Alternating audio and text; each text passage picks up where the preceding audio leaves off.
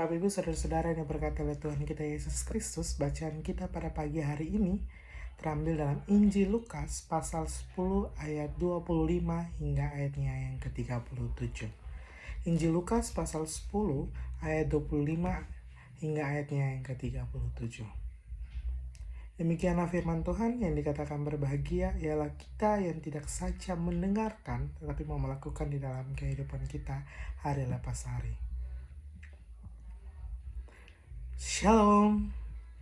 Sekali lagi, Shalom. Bapak Ibu Saudara-saudara yang diberkati oleh Tuhan kita Yesus Kristus, kita patut bersyukur kepada Tuhan karena begitu besar kasih dan cintanya, Ia masih memperkenankan kita untuk hadir bersama di dalam kebaktian Minggu pada pagi hari ini. Sebelum saya masuk dalam renungan pada pagi hari ini, izinkan saya untuk memperkenalkan diri terlebih dahulu karena ada pepatah yang mengatakan tak kenal maka tak sayang. Kalau sudah kenal, ya bolehlah sayang-sayang. Perkenalkan, nama saya Yapi Valiano Tosi, biasa disapa dengan Yapi. Saya berasal dari Nusa Tenggara Timur, khususnya di Kota Kupang. Saya mahasiswa Fakultas Teologi di Universitas Kristen Satya Wacana, dan pada kesempatan dan saat ini saya diberikan kesempatan untuk berkhotbah di tempat ini demi memenuhi tugas dan tanggung jawab saya sebagai mahasiswa di mata kuliah Homilika 2. Pertama-tama juga saya mengucapkan terima kasih kepada Jemaat GKI Salatiga, Majelis para pendeta yang sudah memberikan saya kesempatan untuk melakukan praktik pada pagi hari ini. Bapak Ibu Saudara-saudara yang diberkati oleh Tuhan kita Yesus Kristus, sekian perkenalan singkat dari saya. Semoga di perjalanan ketika kita saling bertemu boleh saling sapa, senyum, dan lain sebagainya. Sekali lagi, Shalom. Bapak Ibu Saudara-saudara yang diberkati oleh Tuhan kita Yesus Kristus, bacaan kita pada pagi hari ini diberikan tema menjadi sesama manusia. Di dalam kehidupan kita sebagai orang percaya, pasti kita selalu menemui orang-orang yang berbeda dengan kita. Tentu baik dari segi sifat, karakter, maupun pola pikir yang ada di sekitar kita. Di dalam kehidupan kita juga tidak jarang kita juga menemukan orang-orang yang memiliki kecenderungan untuk melakukan tindakan-tindakan yang lebih menguntungkan dirinya sendiri. Orang-orang seperti ini biasa dikenal dengan orang-orang yang memiliki sifat egois, yang artinya mereka lebih mengutamakan dirinya sendiri, yang bermuara pada kesenangan pribadi tanpa mempedulikan orang-orang atau keadaan orang lain yang ada di sekitar mereka. Tentu saja, ketika saya dengan Bapak Ibu Saudara-saudara menemui orang-orang seperti ini yang ada di lintas pikiran kita, bagaimana tanggapan kita terhadap orang-orang seperti itu? Dan tentu kita sebagai orang percaya pasti memiliki jawaban untuk menanggapi orang-orang yang seperti itu yang ada di dalam kehidupan kita. Bapak Ibu Saudara-saudara yang diberkati oleh Tuhan kita Yesus Kristus, saya mempunyai sebuah cerita di dalam kehidupan di mana pada suatu hari ada Ibu Siti, kita panggil aja Ibu Siti, ia sedang memasak dan dia mengalami kesulitan saat memasak dikarenakan kompor gas yang ia miliki rusak. Ia merasa putus asa dan tidak tahu harus minta bantuan kepada siapa. Melihat hal tersebut, melihat Ibu Siti yang tampak dengan kesulitan, Bapak Ahmad memutuskan untuk mengunjungi ibu tersebut. Ia menyapa dengan "Selamat pagi Bu Siti, apakah ada yang bisa saya bantu?" Dengan mengucapkan hal tersebut, Ibu Siti merasa kaget dan terkejut ketika melihat Bapak Ahmad datang dan berkunjung kepada rumahnya. Langsung Ibu Siti menjawab, "Oh, terima kasih Pak Ahmad, kompor saya rusak dan saya tidak bisa memasak lagi." Dalam melihat kondisi seperti itu, tanpa ragu Bapak Ahmad langsung menawarkan untuk membantu serta memperbaiki kompor yang dimiliki oleh Ibu Siti. Ia membawa alat-alatnya dan kemudian mulai bekerja dan memperbaiki kompor tersebut hingga selesai dan bisa dipakai lagi oleh Ibu Siti. Sambil memperbaiki kompor tersebut, mereka berbincang-bincang, saling berbagi cerita kehidupan, dan Ibu Siti sangat merasa senang karena ada seseorang yang peduli dan mau mendengarkannya. Setelah kompor itu selesai diperbaiki, Ibu Siti mengundang Bapak Ahmad untuk makan siang bersama. Meskipun sederhana, makanan yang disajikan tetapi penuh dengan rasa syukur atas kebersamaan yang mereka lakukan bersama-sama. Mereka tertawa, berbagai momen yang begitu indah dan berharga. Dari kisah ini Bapak Ibu Saudara-saudara sebenarnya ingin menggambarkan kepada kita atau menunjukkan kepada kita menjadi sesama manusia itu berarti kita harus saling peduli, membantu menghargai satu sama lain yang ada dalam kehidupan kita. Tindakan kecil seperti ini juga dalam menawarkan bantuan dapat menciptakan ikatan yang kuat dan membuat dunia menjadi tempat yang lebih baik untuk kita tempati. Kemanusiaan tidak hanya tentang memberi, tetapi juga kita menerima dan membangun hubungan yang saling menguntungkan di dalam kehidupan ini. Tetapi yang menjadi pertanyaan bagi kita untuk kita refleksikan bersama, sudah di posisi manakah kita sebagai orang-orang percaya menempatkan diri di dalam kehidupan ini? Apakah kita masih berada dalam posisi egois yang mementingkan diri sendiri di dalam kehidupan? Ataukah kita sudah sama seperti posisi kedua dalam kisah tersebut yang saling membantu, menerima, menguatkan orang-orang yang membutuhkan pertolongan di dalam kehidupan kita?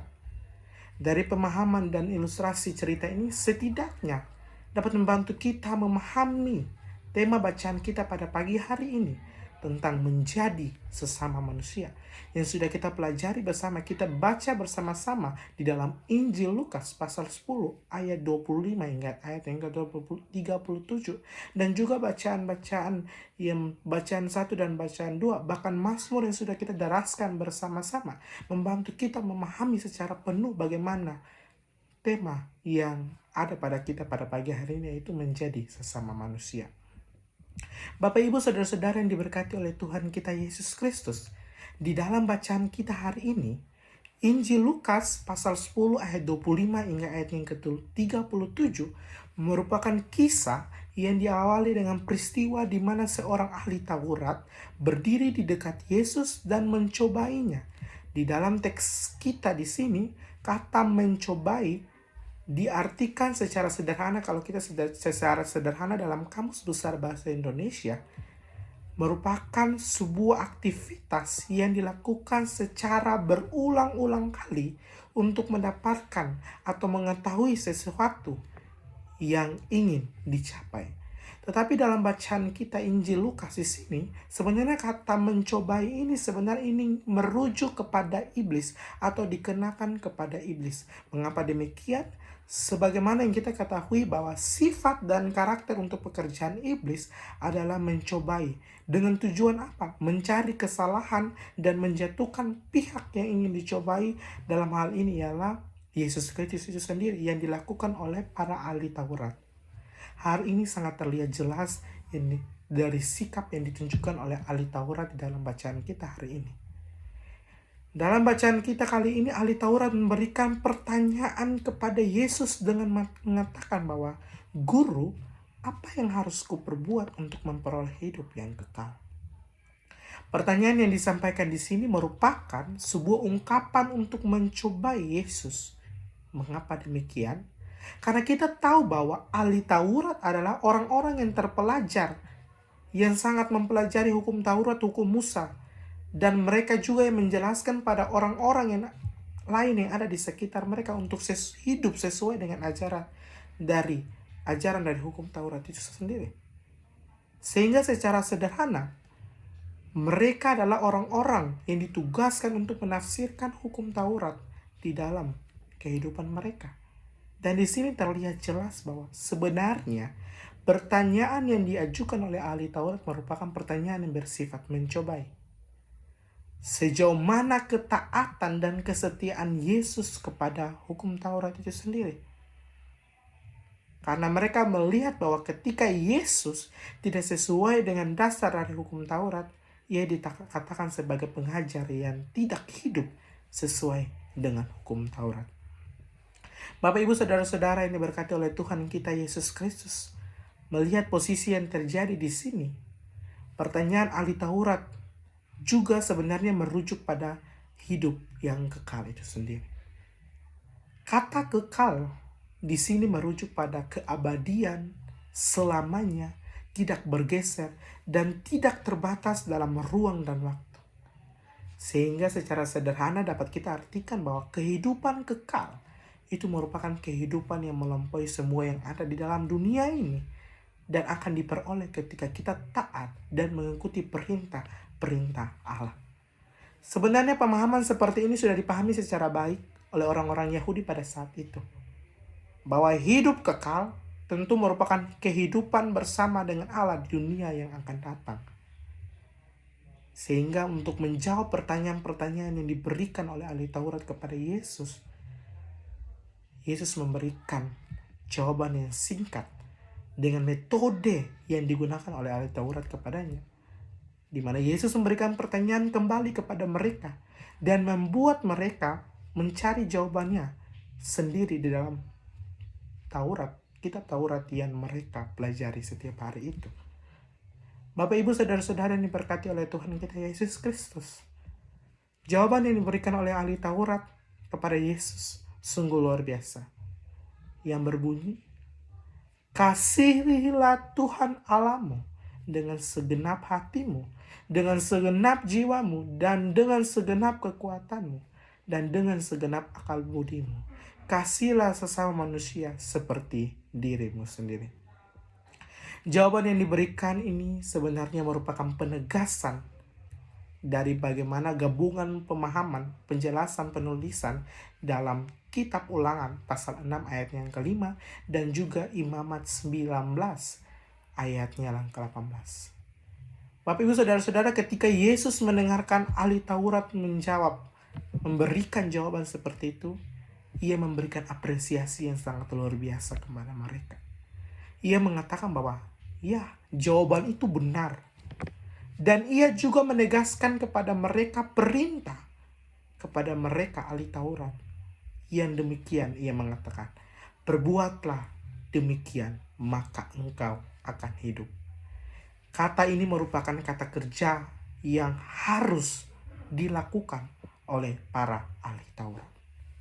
Bapak Ibu Saudara-saudara yang diberkati oleh Tuhan kita Yesus Kristus, secara jelas di sini bahwa Yesus telah menegaskan perintah kasih yang menunjukkan bagaimana kita menjalani hidup di dalam kasih kepada Allah dan kepada manusia.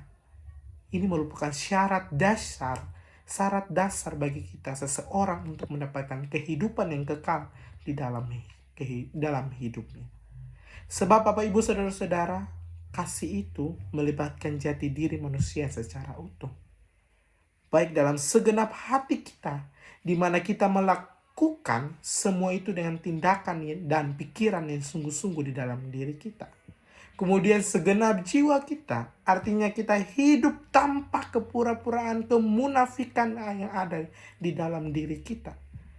Dan dengan segenap kekuatan kita, artinya kita melakukan semua itu secara totalitas, yang meliputi segala aspek kehidupan kita, kedudukan kita, kepandaian kita, keterampilan, kemudian keutamaan kita di dalam kehidupan kita sebagai orang-orang yang percaya.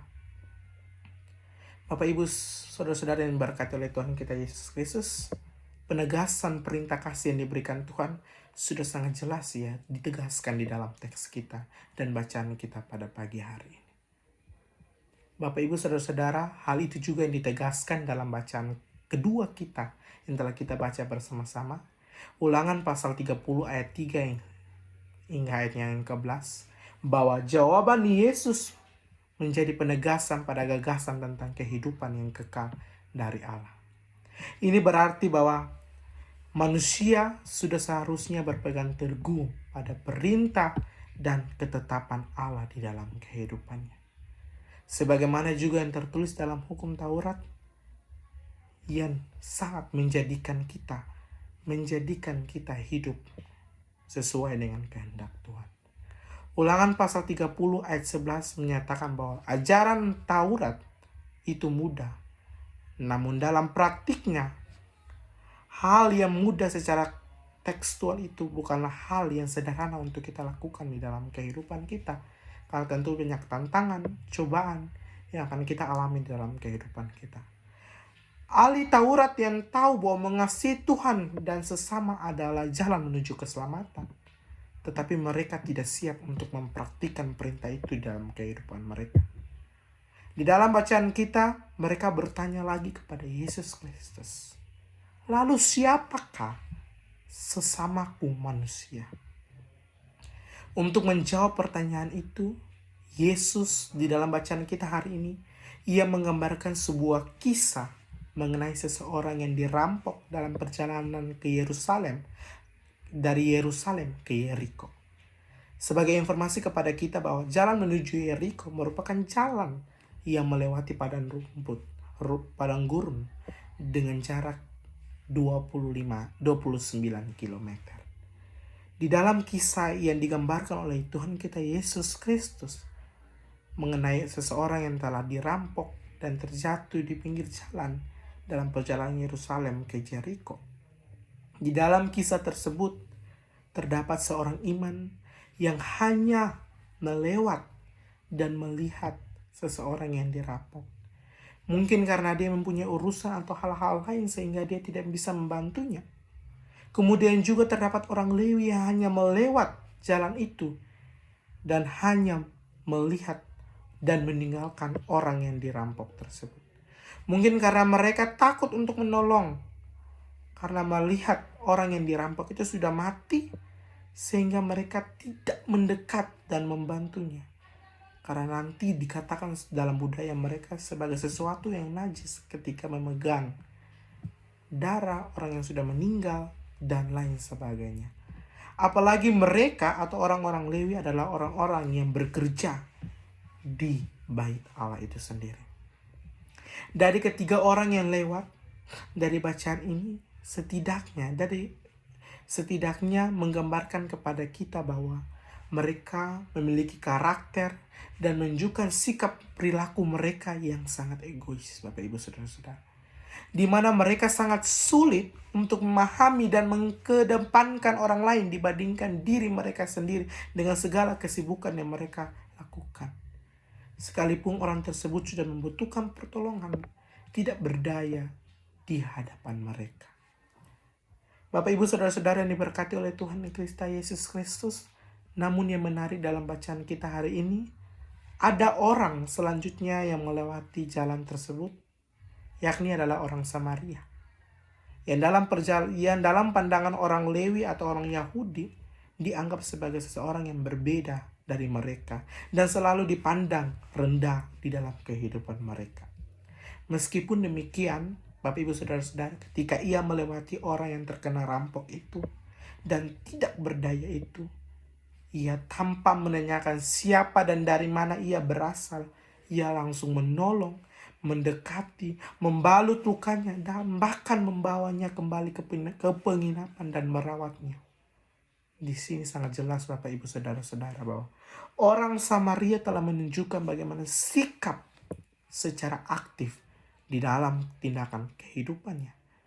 Dan tentunya sikap seperti ini yang mau mengajak kita untuk kita melakukan sebagai orang-orang yang percaya kepada Kristus di dalam kehidupan kita. Bapak Ibu Saudara-saudara yang diberkati oleh Tuhan kita Yesus Kristus, di dalam bacaan kita hari ini, setidaknya ada 2 poin penting yang dapat kita pelajari bersama-sama. Yang pertama, kasih itu adil. Berbicara mengenai kasih, Bapak Ibu Saudara-saudara, berarti kita berbicara mengenai perasaan atau sikap yang mendalam dan tulus kepada orang lain, yang ditandai oleh perhatian, pengertian, dan pengorbanan kita dalam kehidupan kita.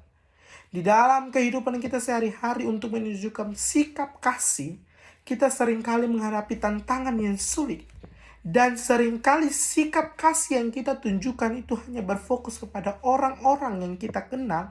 Orang-orang yang memiliki kedudukan sama dalam status sosial kita. Baik dalam pekerjaan, kekayaan, bahkan pemikiran yang sejalan dengan kita. Segala perbedaan ini terkadang menghambat kita untuk menunjukkan sikap kasih itu sendiri di dalam kehidupan kita. Begitu juga dengan pemahaman kasih itu adil sendiri.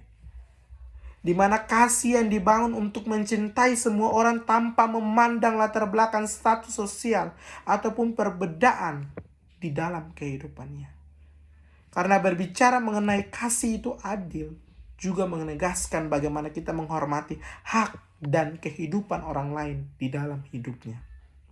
Terutama bagi mereka yang sangat membutuhkan pertolongan di dalam kehidupan mereka. Kasih itu adil juga ingin mengatakan bahwa setiap individu harus melakukan hal itu dengan motivasi yang benar tanpa mengingini hal di balik tindakan yang dilakukan. Di dalam bacaan kita hari ini, dalam Injil Lukas telah dijelaskan bagaimana Yesus menggambarkan kepada kita tentang sikap kasih yang adil itu di dalam kehidupannya. Di dalam ayat yang ke-27, mengenai jawaban yang diberikan oleh ahli Taurat atas pertanyaan mereka untuk menerapkan kasih yang adil dalam kehidupan kita, sudah seharusnya kita memiliki sikap sepenuh di dalam diri kita, dalam segenap hati kita, segenap jiwa, kekuatan, dan akal budi yang kita miliki dalam kehidupan kita. Agar setiap sikap dan tindakan yang kita lakukan merupakan tindakan yang tulus dan ikhlas di dalam kehidupan kita. Itu yang dikatakan kasih, itu adil di dalam kehidupan kita. Sebenarnya ini merupakan perintah yang mutlak, yang sudah seharusnya ditetapkan dan tertulis dalam kitab. Sehingga sangat jelas bahwa Ulangan 30 ayat 11 menegaskan kepada kita bahwa secara sederhana perintah yang disampaikan kepadamu itu tidak terlalu sukar untuk kita lakukan. Untuk kita lakukan di dalam kehidupan kita. Karena Kolose pasal 1 ayat 4 sudah tegaskan kepada kita bahwa iman kepada Allah sudah seharusnya membuahkan kasih di dalam kehidupan kita. Yang menjadi pertanyaan ialah kasih yang mana? Kasih yang berasal dari Allah itu sendiri.